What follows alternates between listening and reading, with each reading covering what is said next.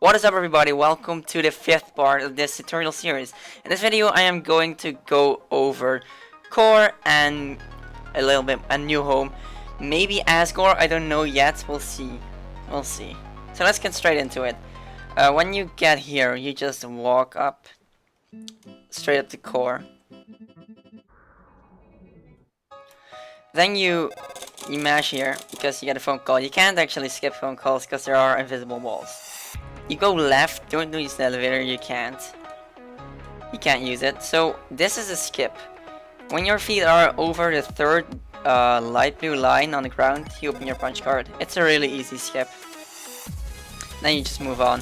If you fail that skip, it's no big deal, just throw the second Madjick and you can spare him. So over here, you go up to the switch, go down, and then you move after the blue lasers have passed. And we just keep mashing here and going right.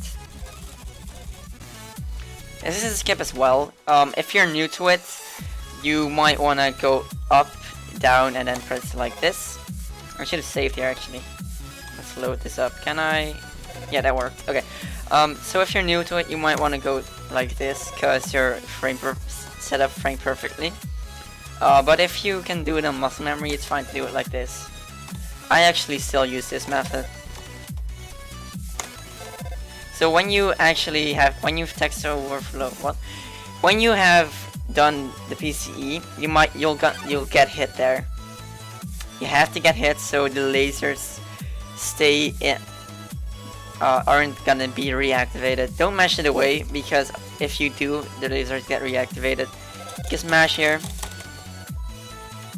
Go left, up, left, and you enter this room.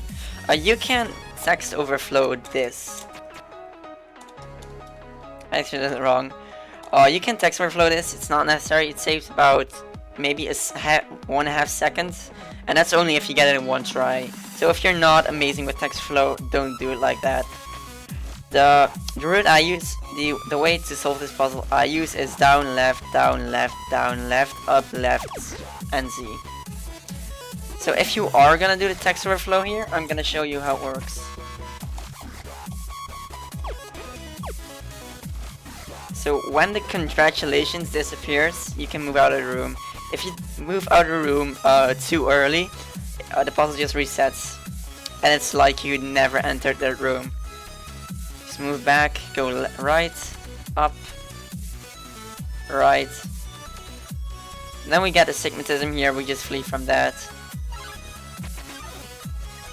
And that's also why you don't equip the apron yet. You can equip the apron now. I like to equip it before Judgment Hall. It's your choice really. So here we get to Mettaton. This is you might want to save here if you aren't really good with this skip, because it can be a hard skip to learn. So there isn't really a visual trigger. I like to line it up with the lines at the top of my hair, the blue lines that is, and then keep PCEing. You can't. There isn't really a visible trigger for that, and then you just walk out of the room. So this is different for TPE and neutral. If you're doing neutral, you can just do this full skip. There also isn't really. Oh, I didn't save. There isn't really a visual trigger for this either. I just do this on muscle memory. I just don't even count in my head, I just go. So you want to keep buffering, and when you see Alphys coming, you can stop buffering and move on. If you're doing neutral, you can also do this part of the skip, which means it's basically the same as the elevator skip. If you press Ctrl and Z at the same time and open your punch card, keep holding up, you can skip that. If you're doing TPE, however, which we are gonna do, you can't do that skip because when you come back, you can't do the Alphys date and you fuck up the run. Just to be clear, for TPE, you can do the first part of this skip, but not the second part. So we just move on here.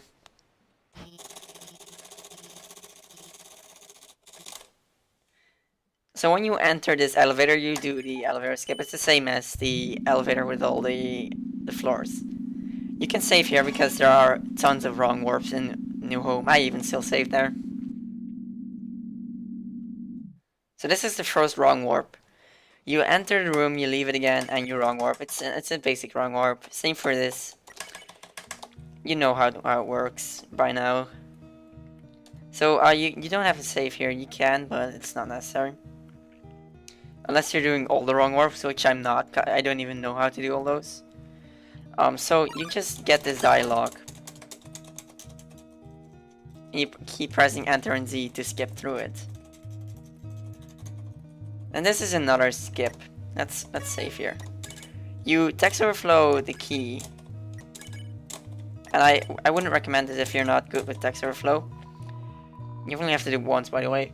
If you're not good with text overflow, I wouldn't recommend the skip. And that's how it looks like. What it looks like. I'll go into it with more detail. So you just text overflow the key. Then you close your punch card. You walk left, and beneath that lantern, there's a trigger for the next Monstertale encounter. When you trigger that, you want to press Z and go into that room. And you skip that encounter. If you fail it, if you actually accidentally take the key, no big deal, just text overflow on the flowers. So when we go here, there's another Monstertale encounter here. Take the key. Go back, there's a wrong warp there, I don't know how to do it. Open it, unlock the chain, and go here. We get two Monstertale encounters here, and then we do a wrong warp. So this is kind of an awkward wrong warp. It doesn't position you very well automatically. You need to put 2 steps, and then wrong warp. Oh, and that wrong warp actually cancels out. It skips one monster kit. It skips one Monstertale encounter, and from here on it's just moving along, mashing.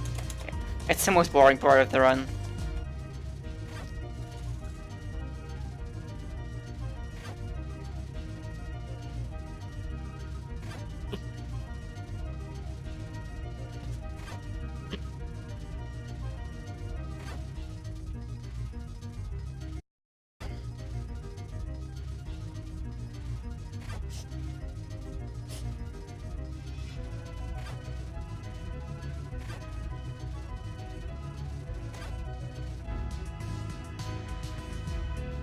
So when you leave Monstertale, you'll want to save in Judgment Hall. It's actually necessary for the run because it is necessary in TPE.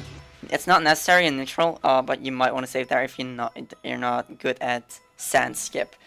But for TPE it's necessary because you reload your save file after Flowey, and it just sets you back further than when you save before Asgore.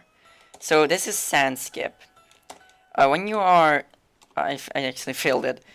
When you're behind that last pillar here, you want a PCE and you get it. You want to keep walking straight away. I mean, when sand appears, start holding up. That puts you at through the room, and then we do what's called the Rhombu Kombu. The Rhombu Kombu is a series of wrong warps that saves a lot of time. It saves about 20 seconds, I believe. So this is an upwards wrong warp. It's pretty easy when your feet are completely in the doorway. You wrong warp. You might want to save here if you're not good at. If you're afraid you're gonna soft lock. Here, when there's a black pixel between first legs, you get wrong warp. And over here, it's just muscle memory. There isn't really a trigger for it. So don't save here, but do equip the apron. I actually forgot to mention you need to equip the apron when you enter Judgment Hall. I actually don't have the apron right now because it fucked up. And you also want to equip the pan here if you haven't done it if you didn't do it already when you got the pan. So I don't have the apron, it's now not a big deal. Apron is basically just for True Lab.